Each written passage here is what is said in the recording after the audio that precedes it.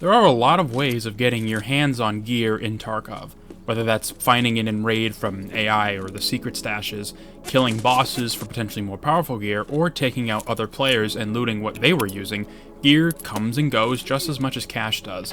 Of course, the most obvious way to get your hands on weapons, ammo, armor, meds, is to buy it from vendors. They have the most accessible gear options available to the player, even in the beginning when everyone is level 1 and their wares are so limited. So long as you have the funds for it, you can pretty much survive solely off what they sell, as they cover pretty much all the bases between their loyalty levels 1 through 4. There's certainly some items that they don't sell that are only found in raid, but for the most part, the vendors have great items.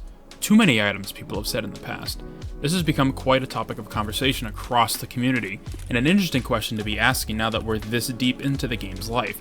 Do the vendors have too many items on them? Should their inventories be reduced? Very valid questions, and honestly, there isn't a single right answer. At this point, personally, I'm of the mindset of the vendors might never be balanced. And while part of me wishes that they would be that way, there's also the other part of me that doesn't ever want them to be either.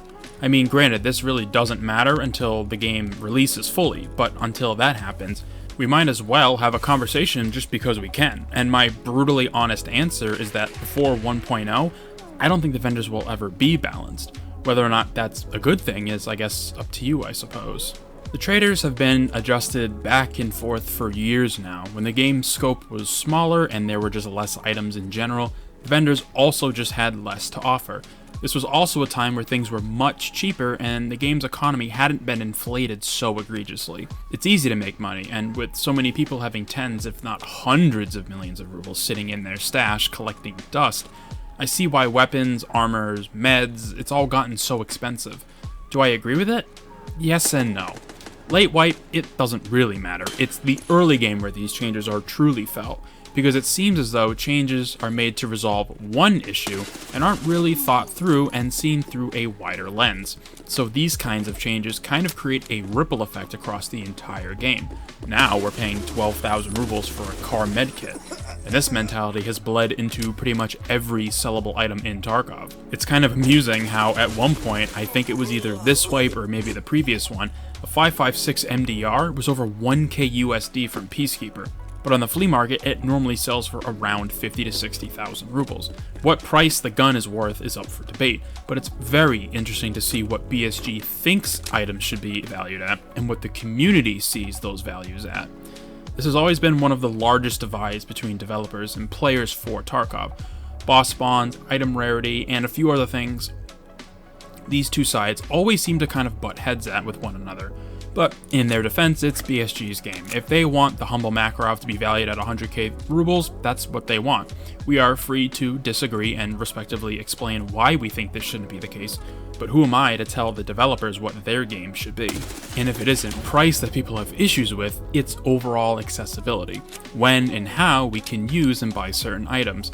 Guns, ammos, and armors are usually the big three that get tossed around, but here's an example for you. Right now, if you want to go big and use some really powerful gear, before I hit the buy limits and trader resets, I can purchase an ASVAL, 3 RPKs, 3 SA-58s, 2 308 MDRs, and 3 SR-25s. And this was just from Prapor and Peacekeeper levels 3 and 4. This is the kind of stuff I think people have issues with, their argument being we shouldn't be able to purchase all this gear in a single trader reset, which is normally about 3.5 hours. Looking at that list, it is kind of crazy just the sheer number of weapons that can be bought. Now, it isn't cheap. In fact, just doing the math for those guns alone, I listed it as exactly 1,710,265 rubles per reset.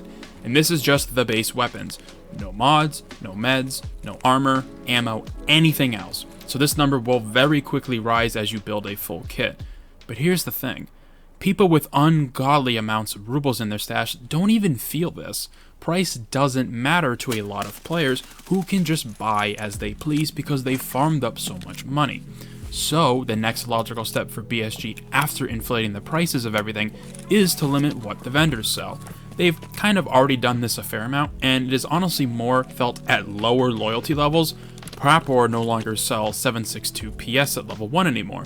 This alone is a massive hit to early game, but it was needed because the round has 35 pen, making it really strong in the first couple weeks of the game. And a lot of other weapons and pieces of gear are now locked behind a variety of quests, especially all the new Streets quests that were added. So if you want some of that mid-game gear, your only options are to either get lucky and find it in your raids, which is probably the desired goal by many, or to complete tasks that you may or may not even want to do. Eventually, powerful items will be weeded out of the vendors' inventories, and we will be forced to find a lot of this stuff in raid, or maybe crafted in the hideout, which, side note, I still can't believe we don't have more weapon crafts in the hideout. Not a single M4 craft, considering that there are multiple AK ones, no SMGs, not even a 308 option. It can be an egregious craft and even take forever to complete, but it would just be cool to see more weapons craftable, considering that's what you would do with a workbench, not just tinker with guns you already have, but collect parts from across Tarkov and make one from scratch. Also, another side note, sorry, but why can't we have more lower receivers from vendors to build weapons? It's kind of a no-brainer, and I've always been annoyed that we can't build many guns in the game piece by piece. The receivers are sometimes the hardest pieces to find in raid, but having them on vendors, even for a marked up price, would maybe incentivize people to build guns completely. I mean, realistically, you need a lower, an upper receiver, a barrel, a handguard, and a buffer tube, and a pistol grip. And that only gets the gun to function. It doesn't mean it's the best in slot by any means. That you'd either have to buy more parts or find them in raid, but it at least creates an interesting game loop. So perhaps it isn't that the vendors should have less stuff in general on them, but instead a shift in mindset with what they offer. You want an SR-25? Okay, well, as Peacekeeper, I don't keep those on me, but here are some of the basic parts you need to build one. You'll need to find the rest yourself. That gives credence to more attachments being valuable as well, which is always good.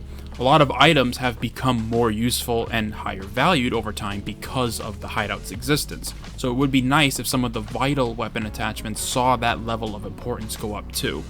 It's always more satisfying to build a gun than to just straight up buy one, even if you had to grind levels and quests for it. Something about being in that mod menu and just seeing each part click and snap into place, it's a serotonin boost for sure, but I think it's just more satisfying, and especially in a better gameplay loop, to find parts, grab the attachments, and build a gun completely from scratch.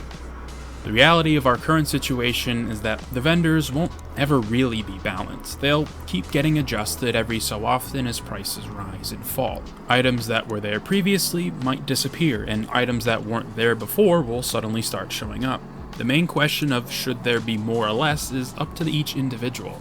Personally, I'm kind of indifferent at this point, but I'd say I guess I lean a little more into vendors should have more camp, but not by a lot. I don't know. At the end of the day, my thoughts don't really matter, but what are yours? Thanks for taking the time out of your day to watch this video, and be sure to subscribe for more videos about the traders in Tarkov getting their inventory shuffled around every couple of patches. I hope to see you in future ones.